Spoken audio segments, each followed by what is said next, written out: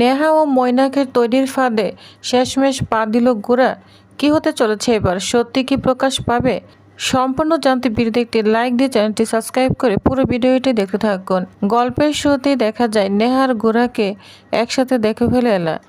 এলা বলে ওঠে, খুব ভালো হয়েছে, আজকে দুজনকে না একসাথে পেয়ে গিয়েছি। একটা প্রশ্নের উত্তর চাই মিস্টার সেন, আপনাদের মধ্যে কি সত্যি ভালোবাসার সম্পর্ক আছে?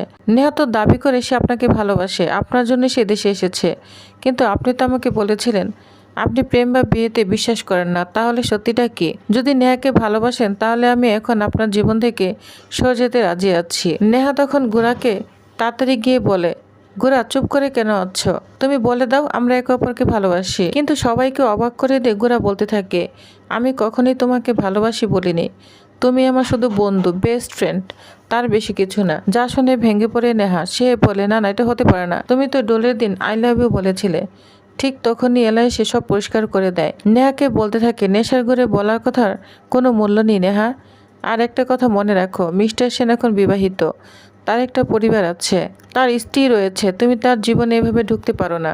গোরা তখন বলতে থাকে, অনেক রাত হয়েছে নেহা, তুমি গেস্ট রুমে চলে যাও। হঠাৎই নেহা অসুস্থ হওয়ার ভান করে গোরার গায়ে পড়ে যায়। এলা রেগে গিয়ে বলে, এটা নাটক, কেন নাটক করছো? একটু আগেও তো ঠিক ছিলে, অন্যের স্বামীর গায়ে পড়ে তোমার অভ্যাস নাকি? তখন গোরা নেহাকে বলে, চলো নেহা, রেস্ট রুমে চলো, তুমি দুর্বল রয়েছ, চলো। কিন্তু নেহার চোখে তখন অন্য পরিকল্পনা। সে যখন এলার গোরার ছবিটা দেখে ইচ্ছে করে ভেঙে দিতে চায়, কিন্তু ধরা পড়ে যায় এলার কাছে। এলা তখন বলতে থাকে, একটা ছবি বা সম্পর্ক এত সহজে ভাঙে না নেহা। যে সম্পর্কের উপর থেকে তৈরি হয় সেটা কেউ ভাঙতে পারে না। নেহা তখন বলতে থাকে, ভাঙতে আমি চাই না, একেবারে উপড়ে ফেলতে চাই। এলা তখন আত্মবিশ্বাসের সাথে বলে ওঠে, গোরা শুনো নেহা, গোরা হচ্ছে তোমার অতীত এবং আমি তার বর্তমান এবং ভবিষ্যৎ, বুঝতে পেরেছ? শুনো এলা, মিস্টার সেন একজন সৎ মানুষ, তিনি যদি কাউকে ভালোবাসতেন তাহলে আমি সেটা অবশ্যই বুঝতে পারতাম, কিন্তু তার চোখে আমি শুধু কষ্ট দেখেছি, ভালোবাসা দেখিনি, বুঝতে পেরেছ? নেহা তখন বলে, এলা এটা না তোমার পুরোপুরি ভুল ধারণা। আচ্ছা তুমি না ম্যাচ মেকিং করো, ওইটাই করো, বুঝতে পেরেছ? ওর ভালোবাসার মানুষটাকে না ওকে ফিরিয়ে দাও। এলা তখন বলে, মিস্টার সেন যদি কাউকে ভালোবাসে আমি ওকে নিশ্চয়ই ফিরিয়ে দেব, যোগ্য মানুষের কাছে ফিরিয়ে দেব। সে মানুষটিকে যদি সত্যিই ভালোবাসে তাহলেই ফিরিয়ে দেব, বুঝতে পেরেছ? তা না হলে ওকে আমি উপড়ে ফেলে দিতে জানি, বুঝতে পেরেছ? কারণ কোনো তৃতীয় ব্যক্তিকে আমাদের মধ্যে ঢুকতে দিব না, বুঝতে পেরেছ? নেহা তখন বলে, তৃতীয় ব্যক্তি কে সেটা সময় এলেই দেখা যাবে, বুঝতে পেরেছ?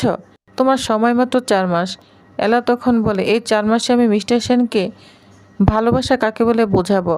আমার ভালোবাসা যদি সত্যি হয় উনি আমার কাছে অবশ্যই আসবেন। নেহা বলতে থাকে, স্বপ্নে দেখতে থাকো এলা, তোমার এই স্বপ্ন না কখনই পূরণ হবে না। গোরা আমার ছিল, আমারই থাকবে। এ কথা বলে নেহা যখন চলে যাবে তখন নেহার ব্যাগটা পড়ে যায় আর সেখান থেকে একটা বালা পড়ে যায়। বালাটা দেখে তো অবাক হয়ে যায় এলা, বলছে, এই বালা তুমি কোথা থেকে পেলে? নেহা তখন বলে, এটা আমাকে গোরা দিয়েছে, এটা ওর মায়ের স্মৃতি। এখন বুঝতে পারছো আমি ওর জীবনে কোথায় আছি? এ কথা শুনে তো ভেঙে পড়ে যায় এলা। তার মনে পড়ে যায় সেই মুহূর্ত যখন গোরা তাকে বালাটা দিয়েছিল, বলেছিল এটাই তার মায়ের শেষ স্মৃতি। তার মা চেয়েছিল এটা তার বউকে দিতে, আরেকটা বালা হারিয়ে গিয়েছে। এলা তখন অবাক হয়ে ভাবতে থাকে, বলছে বালাটা হারিয়ে গিয়েছে, এটা তো নেহার কাছে আছে, তাহলে মিস্টার সেন আমাকে মিথ্যে কেন বললো? এই ভাবনায় ভেঙে পড়ে এলা। অন্যদিকে দেখা যায় মীরার জন্মদিন। এলার মা ফোন করে বলে, এলা তুই তাড়াতাড়ি চলায়, তাকে ছাড়া মীরার জন্মদিন পালন করবে না। এলা কাজের অজুহাত দিয়ে যেতে চায় না। এলার মা বলতে থাকে, অবশ্যই তুই সবাইকে নিয়ে আসবি, বুঝতে পেরেছিস?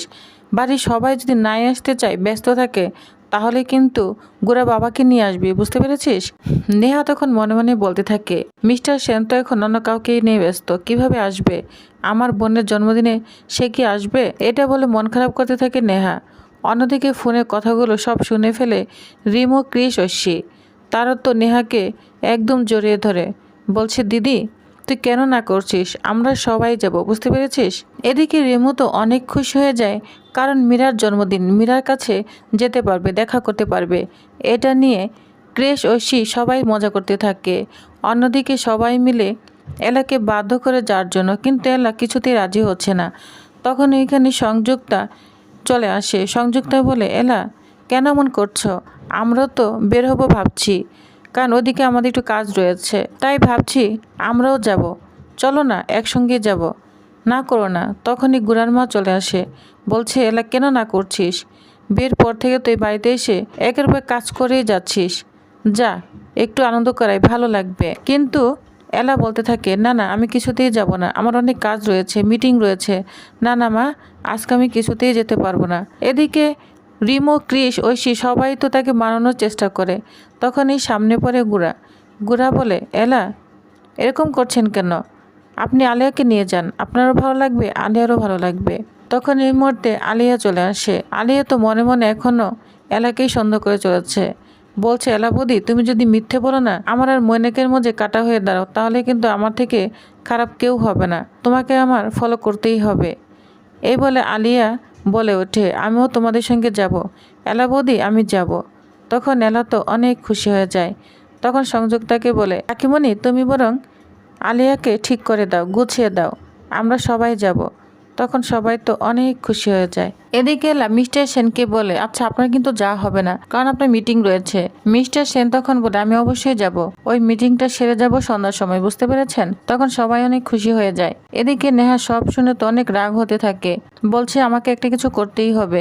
নেহাকে তখন গুড়ার মা বলে, আচ্ছা নেহা তুমি একা বাড়িতে থাকবে কেন?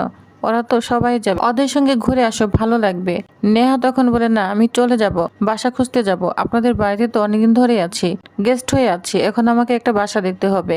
এই বলে নেহা চলে যায়। অন্যদিকে দেখা যায় জন্মদিনে রেডি হয়ে সবাই তো এলাদের বাড়ির দিকে রওনা দিয়ে দেয়। অন্যদিকে গোরাও এলাদের বাড়ি যাওয়ার জন্য কাজ শেষ করে যাবে। তখনই দেখা হয় একটা ক্লায়েন্টের সঙ্গে।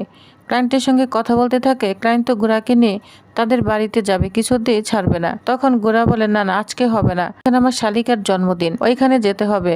তখন ক্লায়েন্ট বলতে থাকে, বুঝতে পেরেছি, বোর মন জিততে হলে শ্বশুরবাড়ির সবাই তো মন জোগাতে হবে, তাই না?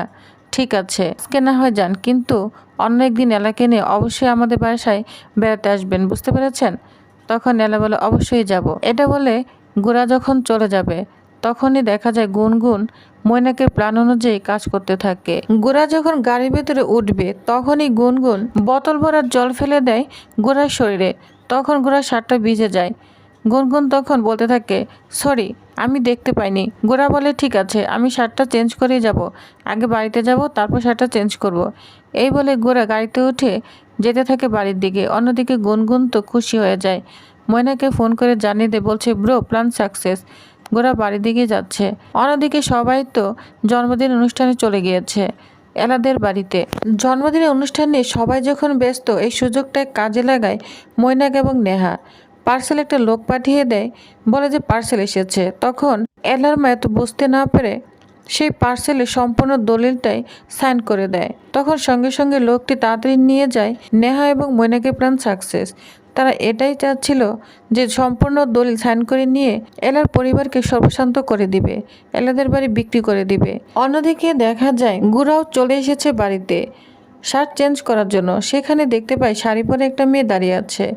গুড়া তো দেখে পুরো চমকে যায়, বলছে, এলা আপনি এখনো যাননি, এখানে দাঁড়িয়ে আছেন? তখনই পিছনে ঘুরে তাকায় নেহা। নেহাকে দেখে তো পুরো চমকে যায় গুড়া, বলছে, নেহা তুমি এখানে? তখন নেহা কোনো কথাই বলে না, শুধু মিটিমিটি হাসতে থাকে। আর অবাক হয়ে যায় গুড়া। তো টিউবের তাহলে আগামীতে কী ঘটতে চলেছে? এবার নেহা এবং মৈনাকে ষড়যন্ত্রের জাল থেকে বাঁচাতে কি পারবে এলা? তো নেক্সট আপডেটটি জানতে অবশ্যই আমার সাথেই থাকুন। ধন্যবাদ।